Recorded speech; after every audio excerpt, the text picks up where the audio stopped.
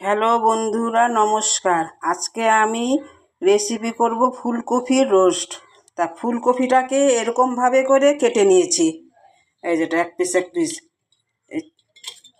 দেখছি, এইভাবে করে কেটে নিয়েছি। এই ফুলকপিটাকে এখন একটু গরম জলে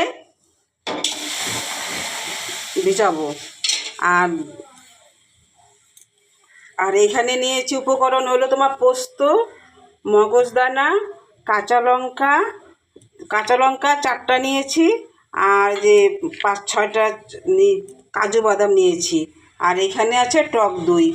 এগুলো দিয়ে আমি আজকে ফুলকপি রোস্ট বানাবো।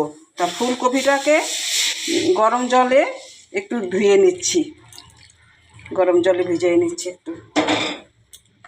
ফুলকপিটার মধ্যে পোকা ঠোকা থাকে, তো একটু গরম জল দিলে পরে ফুলকপি পোকা ঠোকাগুলো মরে যায়।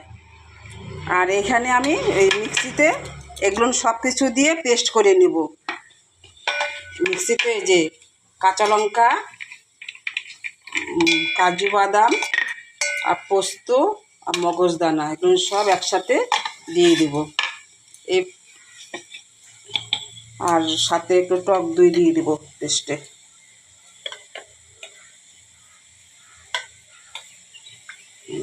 এটা দিয়ে আমি এখন পেস্ট করে নিচ্ছি, আর একটু গরম জলে একটু ভিজুক দিয়ে এখন মশলাটা কষাবো।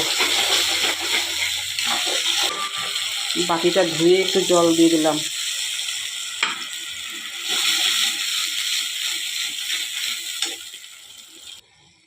দেখো মশলাটা হয়ে গেছে, এখন ওই যে কপিটা দিয়ে দেবো।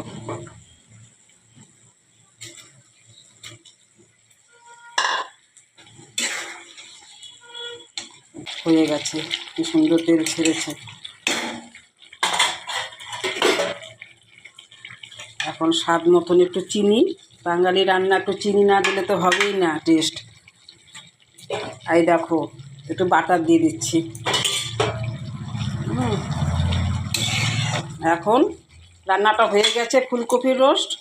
এখন তোমরা এরকম করে করে খাবে ফুলকপির রোস্ট। কাজু কিশমিশ এগুলো দিয়ে পোস্ত মগজদানা পেস্ট করে, তারপরে ফুলকপিটা একটু বয়েল করে নিলাম। সব দেখলে কীভাবে করে করলাম, এইভাবে করে তোমরা ফুলকপি রোস্ট। আমি তো প্রতি বছরই এই ঠান্ডার সিজনে 2 দিন 1 দিন বানাবোই। এইটা নিরামিষভাবে বানালাম, আর একদিন পেঁয়াজ দিয়ে বানাবো, দেখাবো তোমাদেরকে। আমার তো খুব টেস্ট লাগে, তোমাদেরও ভালো লাগবে। ছোটো বড় সবাই খেতে পারবে। আর তোমার এটা লুচি বলো, রুটি বলো, ফ্রাইড রাইস, পোলাও সব কিছুর সাথে খেতে পারবে। তোমরা খেয়ে কমেন্ট করে বলবে। ফুলকপি রোস্টটা হয়ে গেছে, দেখো দেখতে যত সুন্দর হয়েছে খেতেও এত সুন্দর হবে।